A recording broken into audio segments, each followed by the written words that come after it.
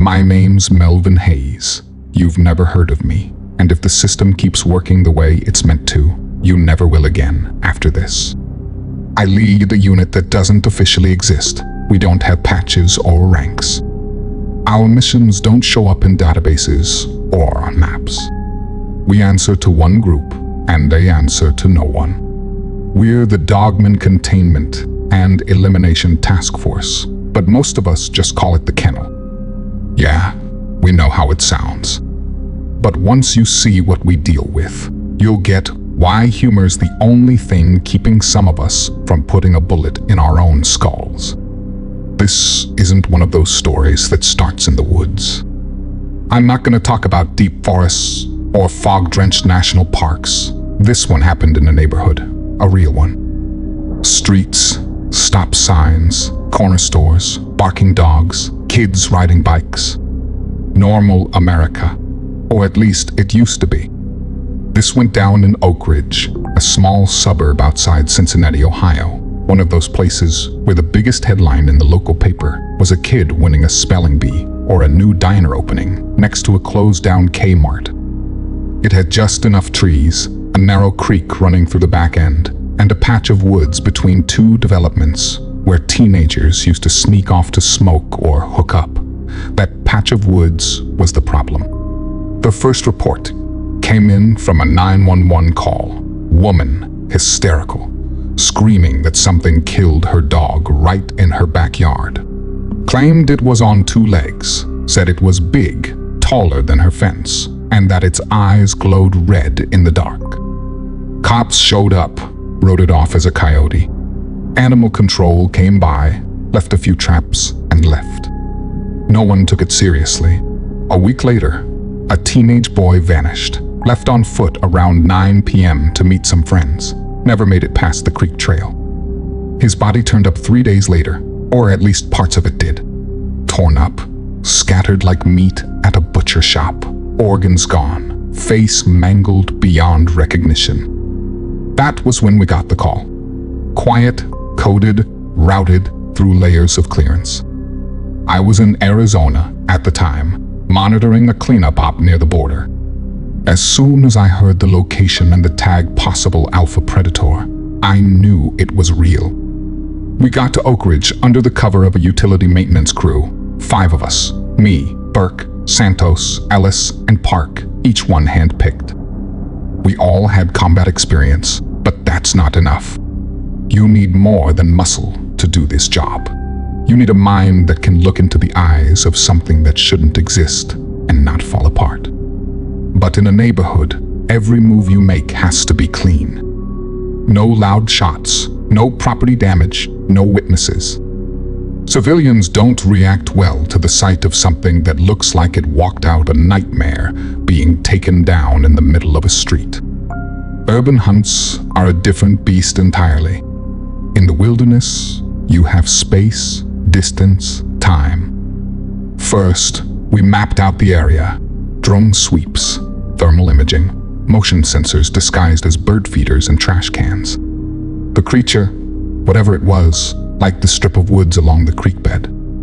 That was its corridor. It'd move in at night, strike fast, and vanish before anyone could get a clean look.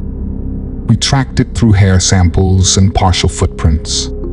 No prints like that should exist in Ohio. Claws long enough to cut into pavement, gait longer than a human sprinter's. The locals were starting to talk. Rumors spreading on social media. Wolfman in Oak Ridge, beast in the trees. Even a grainy video showed up. 10 seconds of something tall and fast-moving behind a row of backyards. It got taken down within an hour of posting, but not before we archived it. We set up a mobile HQ inside a fake pest control van, parked right near the woods. From there, we watched movement patterns. The thing was smart, smarter than most. It avoided cameras, changed its path every night. But it kept coming back, almost like it was feeding on routine, like it liked the hunt. The hardest part of operating in a place like this is the prep. You can't roll through a suburb in full black tactical gear and expect no one to notice. Everything has to be covert. Our weapons looked like basic tools. Our body armor was disguised as work vests. Our tranq guns were painted up to look like equipment sprayers. We ran drills between the houses when no one was looking, moved through backyards like ghosts. One night, the thing got too bold, tore through a shed behind someone's house and dragged off a raccoon right in front of a teenager who was sneaking the smoke.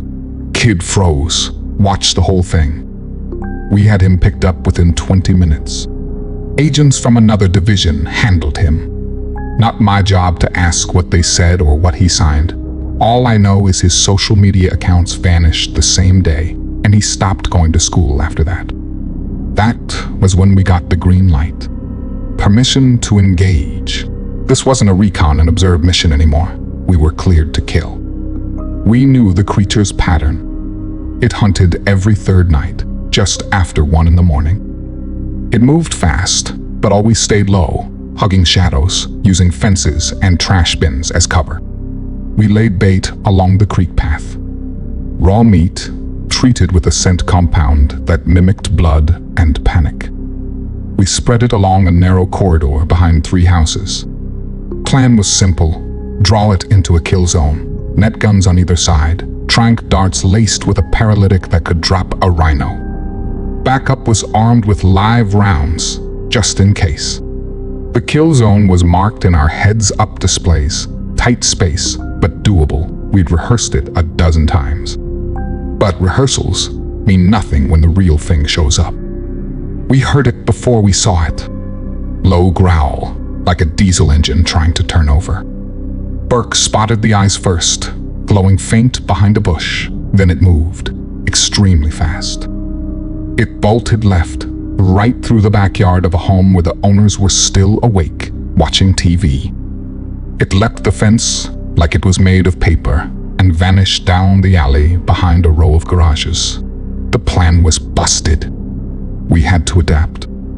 I signaled the team, and we split. 2 pairs and a solo. I went alone, down the alley, eyes scanning, heart beating rapidly in my chest like it was trying to burst out. The thing was still close. I could feel it. I just didn't know yet that it was hunting us too. I moved fast, sweeping each yard and alley with my thermal scope, but the thing was clever, too clever. It doubled back behind one of the garages and flanked Park. I heard the scream in my earpiece before the feed went dead. We got to him in under 30 seconds. His body was still warm, slashed across the back, like it wanted to disable, not kill. That was strange. Dogmen don't usually play with prey, not like this. They kill fast or drag bodies away to nest zones. This one, it was toying with us. We pulled Park into cover and called for emergency evac, but I knew we were already past the point of subtlety. Sirens would bring neighbors. That meant one thing: end it fast. Burke and Santos took the north trail. Ellis stayed with Park. I headed south, tracking the blood. Just a few drops, not much, but enough to show it had moved again. It had circled around to the edge of the tree patch, the same strip of woods that ran behind the elementary school. I moved slow, cutting through the chain-link gate by the dumpsters and slipping into the dark.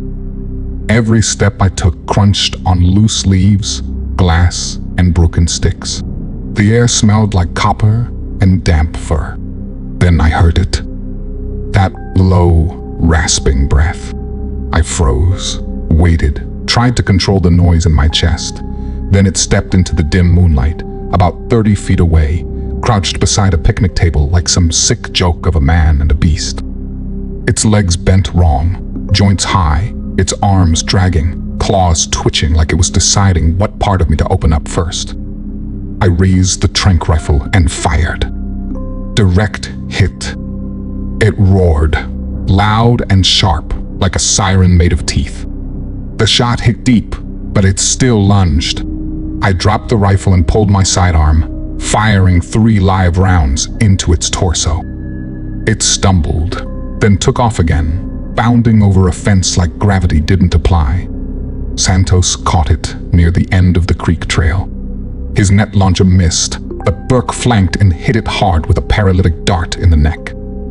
It thrashed, spun, and went down on one knee, growling, trying to rip the dart out. That was when I moved in. I pulled the trigger on my own net gun, and it locked around the legs. The thing dropped, slamming into the dirt, twitching and spitting. Its jaws snapped at the air. It howled loud enough to set off a dog barking 2 streets over. We had it down, but the fight wasn't over. Ellis radioed in. Civilians were coming out. A neighbor had seen the chase and called the cops. Sirens were less than 2 minutes out. We had maybe 90 seconds to secure the body and vanish before we had a crowd filming everything on their phones. The extraction chopper was on standby, cloaked out of sight a few miles off. I sent the code word, 10 minutes till arrival. 10 minutes too long. Burke and Santos worked fast. We hauled the body under a tarp and dragged it to the old maintenance road near the school.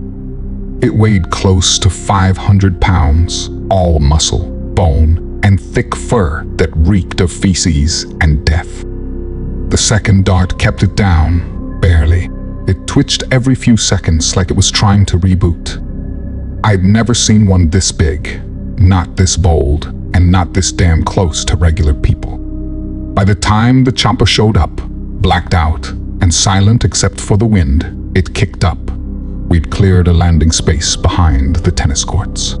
The pilot didn't speak, just landed, opened the bay, and waited.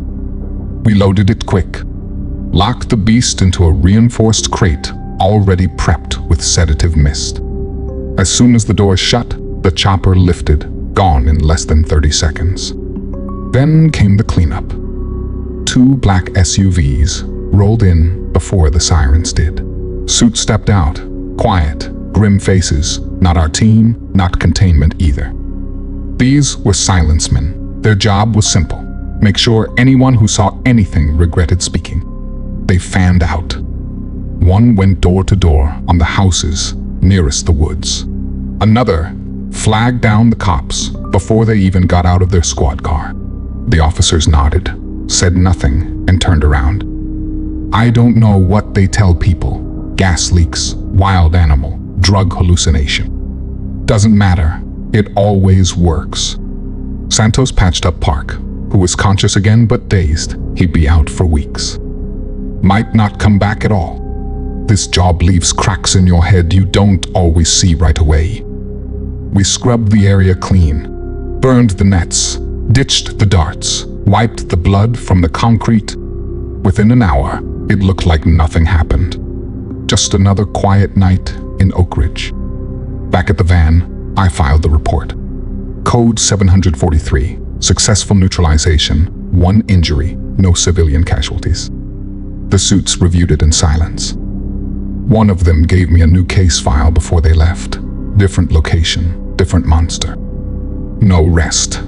Before I shut down the comms, I stepped away from the van and looked out across the street.